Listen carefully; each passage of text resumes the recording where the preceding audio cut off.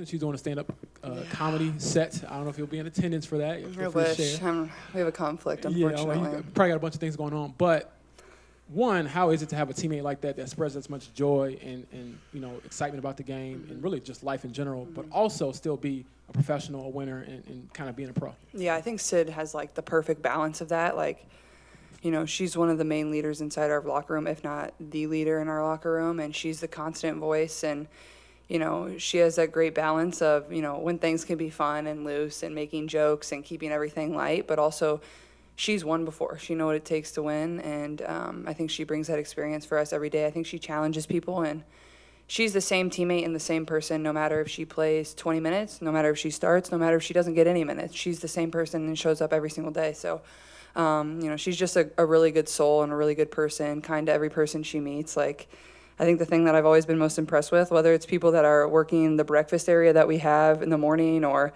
somebody that is working the benches that carries our towels, like she always goes out of her way to thank them and to know what their name is and things like that. And it's just the little things that make a difference. And she's really just a servant leader, so really lucky to have her on our team. Has she practiced any stand-up with you, gone through any routines, like seeing what works and what doesn't? I give her bits to work on, honestly. So I don't know if she actually works on them, but I think they're funny. But yeah, I don't know. I tried to get her to practice on me.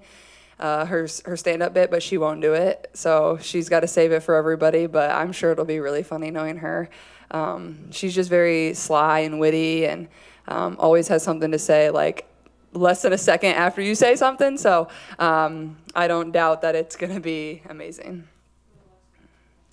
Caitlin, how are you feeling, I guess, after Wednesday that first came back? Are you still planning on playing in shorter spurts? And then I guess kind of a separate question. When we talked with Sophie and Steph yesterday, they really stressed that there's almost this like sense of urgency of Steph wants you guys to play with desperation. Is that kind of the vibe that you're sensing as you guys are going into a big matchup tonight? Yeah, I mean, I feel good for the most part. I'm sore, but that's probably the given, from here on out, just because I haven't played much basketball. It's been very on and off. You're going to be sore. That's just kind of how it's going to be. And I think I've done a great job over the course of 48 hours since our last game ended of just getting treatment, doing everything I can to put my body in a position to feel good tonight. And I feel, pretty good. So I'm excited to get back out there. And I think there is a sense of desperation, but also, like, there's still a long ways to go at the same time. Like, I think we just approach it one game at a time, one practice at a time. And you can't get too caught up on the ones that we've maybe let slip away, and that stinks. But at the same time, you can't go back and reverse that. You just got to learn from it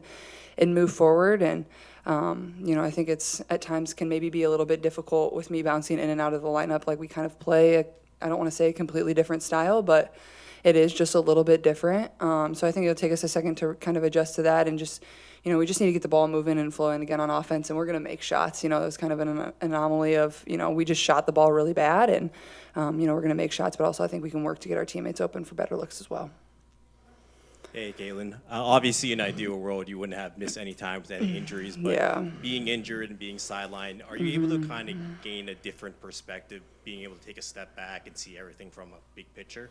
Yeah, for sure. I mean, it's certainly been challenging from the standpoint of I've never been through this before, and then also the type of injuries that I've been dealing with. It's not like a broken wrist and you're out 6 weeks and you're in a cast. Like, it's kind of day by day of like how I'm feeling, and then when I return, how I'm feeling, and going from there. And it does mentally challenge you quite a bit, but I think it gives me good perspective on maybe something my teammates have been through, or people that, don't get very many minutes and have to watch from the bench and show up to practice every day and have to do extra conditioning and have to be in the weight room extra, because those were that's what I've been doing now. So I think it's, kind of has pushed me as a leader, as a teammate, to better understand what maybe other people go through, but also, to be the best teammate I can be. And, I think coming back, I feel like I did do a good job of that in the last game. Obviously it's hard playing in certain spurts of like 3 minutes on and 5 minutes on the bench. You just like kind of got to take it for what it is and learn from it and just continue to be a vocal leader and there for your teammates. But, I think it's allowed me to grow a lot, and I'm really proud of that as well.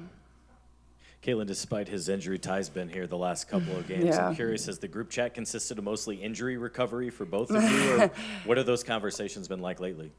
Well, it's funny. Sometimes I'm at the hyperbaric chamber and I'm in one tube and Ty's in the tube next to me. So he's like trying to get through the Marvel catalog, I guess. So you'll have to ask him about that. But, he loves basketball. Like, I've said this before, like even if we're playing on the road or, there's a couple games he maybe can't see in person, he's always got it on. But I know even our game, he didn't really know that it was at noon a couple days ago, and he had a conflict, and he made sure to move the meeting that he had to be able to be here and support us. And he certainly just loves the Fever, and he loves this state, and, that's very evident in everything that he does and the way he approaches the people in this community. So we're very lucky and fortunate. But yeah, he watches a lot of basketball. I think there was a game we lost that I didn't even play in probably 2 or 3 weeks ago. And I was on a plane flying back, and he's like, yeah, I'm already rewatching it. I'll text you what I think. And I'm like, bro, that's how you know how bored he is with the things. Because he hasn't really started rehab yet. He's just kind of chilling. So, but yeah, he's probably one of our biggest fans. Caitlin, yesterday Austin said that when you're warming up, he tries to work on, you're unbalanced a lot when you're trying to shoot, just from contact and stuff. And I think the phrase he used was balanced when you're unbalanced. Yeah. Can you unpack that? How do you practice that?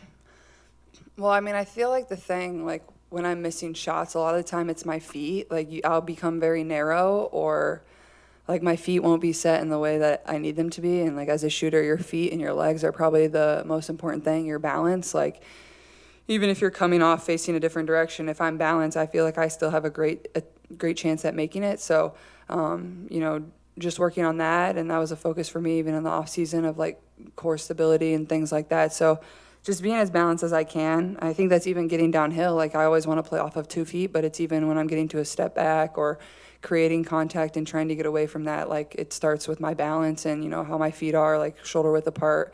And that's always what I try to remind myself. If there aren't a few shots that are going in, just like realign your feet, and usually that can help me as well. Did you warm up by getting bumped a lot? Well, that would make me pretty tired before a game, but a lot of my work, whether it's before practice or after practice, like it's usually with some sort of contact. Even, I'll even do a little bit pregame where there is a little bit of contact, usually when I'm getting downhill. And, I think it's just, it's hard during the season, but, I think it's certainly something that it's just kind of how I play now. If I don't get hit, maybe I'm off balance at this point. I don't know. Something to look into.